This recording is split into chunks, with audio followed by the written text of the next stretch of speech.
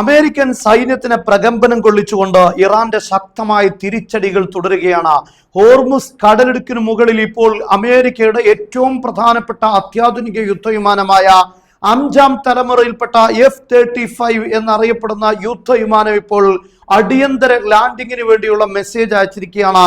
കാര്യമായ രീതിയിലുള്ള ആക്രമണം നേരിട്ടു എന്ന സൂചനയാണ് വരുന്നത്. ഇവിടെ ഈ മാപ്പിൽ നിങ്ങൾക്ക് കാണാൻ സാധിക്കും 7700 എന്ന നമ്പർ ഒരു ചുവപ്പ് കളറിൽ നൽകിയിട്ടുണ്ട്. F-35 യുദ്ധവിമാനമാണ്. ഈ കോഡ് നൽകിയാൽ വിമാനത്തിന് എന്തെങ്കിലും അടിയന്തരമായ സാഹചര്യം നേരിട്ടിട്ടുണ്ട്, ഉടനെ ലാൻഡ് ചെയ്യേണ്ടതുണ്ട് എന്ന് സൂചിപ്പിക്കാൻ വേണ്ടിയാണ് ഈ കോഡ് നൽകുന്നത്.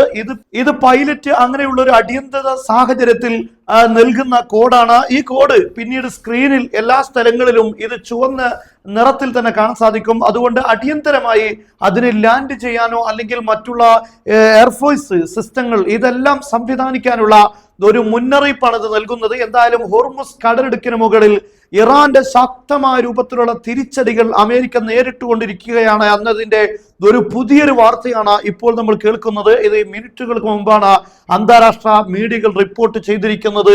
35ന്റെ ചിത്രം നമുക്കിവിടെ കാണാൻ സാധിക്കും. അതുപോലെ തന്നെ ഇവിടെ ഇപ്പോൾ അത് നിൽക്കുന്നത് ഏകദേശം 9500 ഫീറ്റ് മുകളിലാണ് എന്ന് പറഞ്ഞാൽ ഇത് അടിയന്തരമായ ഒരു ലാൻഡിങ്ങിന് ശ്രമിക്കുന്നു എന്നാണ്. ഇത് വളരെ താഴ്ന്നാണ് ഇപ്പോൾ പറന്നുകൊണ്ടിരിക്കുന്നത് എന്നാണ് ഇതിന്റെ ഹൈറ്റ് സൂചിപ്പിക്കുന്നത്. അത് അടിയന്തരമായി എവിടെയെങ്കിലും ലാൻഡ് ചെയ്യാനുള്ള ശ്രമം നടത്തുകയാണ് എന്നാണ്.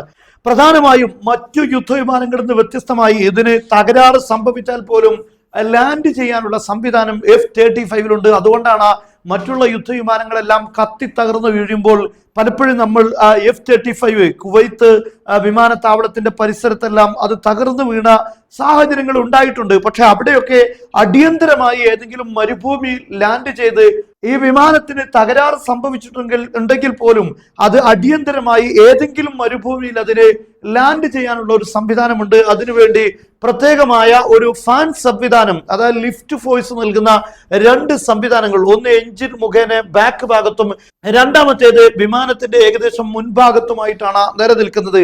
അതുകൊണ്ട് തന്നെ എഞ്ചിനിലൂടെ തന്നെ അതിന് ലിഫ്റ്റിംഗ് ഫോഴ്സ് സംവിധാനം ഈ യുദ്ധവിമാനത്തിൽ ഉണ്ട് എന്നതാണ് ഇതിന്റെ പ്രത്യേകത. അതുകൊണ്ട് ചില തകരാറുകൾ വിമാനത്തിന് സംഭവിച്ചാൽ പോലും, വിമാനം ഒരു ഭാഗമൊക്കെ തകർന്നാൽ പോലും പൈലറ്റിനോ അല്ലെങ്കിൽ മറ്റോ പ്രശ്നമില്ലാതെ ഏതെങ്കിലും മണ്ണിൽ അതിന് ലാൻഡ് ചെയ്യാൻ ഒരു പരിധിവരെ ഈ യുദ്ധവിമാനത്തിന് സാധിക്കും. എന്നാൽ ഇപ്പോൾ അങ്ങനെയുള്ള ഒരു സാഹചര്യം നേരിട്ടിരിക്കുന്നു. അമേരിക്കയുടെ ഏറ്റവും പ്രധാനപ്പെട്ട F-35 ഇപ്പോൾ ഇറാൻ അവരുടെ ഡിഫൻസ് സിസ്റ്റങ്ങൾ ഉപയോഗിച്ചുകൊണ്ട് തകർത്തെറിയുന്നതിന്റെ നിരന്തര വാർത്തകളാണ് നമ്മൾ വായിച്ചുകൊണ്ടിരിക്കുന്നത്.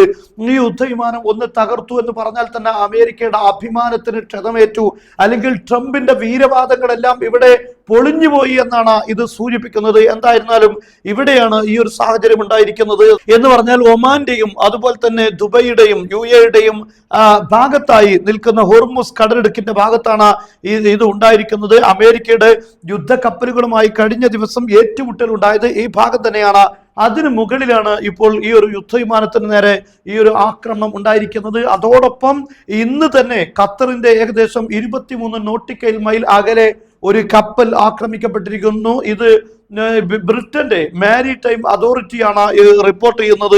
എന്തായിരുന്നാലും ഈ മേഖലയിൽ ഇറാൻ വിട്ടുകൊടുക്കാതെ അമേരിക്കയുടെ അത്യാധുനിക സംവിധാനങ്ങൾ വെല്ലുവിളിച്ചുകൊണ്ട് ഓരോ ദിവസവും മണിക്കൂറുകളും അവർ മുന്നോട്ട് കൊണ്ടുപോയിക്കൊണ്ടിരിക്കുന്നു. ഹോർമുസ് കടലിടുക്ക് ഇപ്പോഴും ഞങ്ങളുടെ അധീനതയിൽ തന്നെ നിലനിൽക്കുന്നു എന്ന് പ്രഖ്യാപിക്കുന്ന രീതിയിലുള്ള ആക്രമണങ്ങളാണ് ഇപ്പോൾ ഇറാന്റെ ഭാഗത്ത് ഉണ്ടായിക്കൊണ്ടിരിക്കുന്നത്.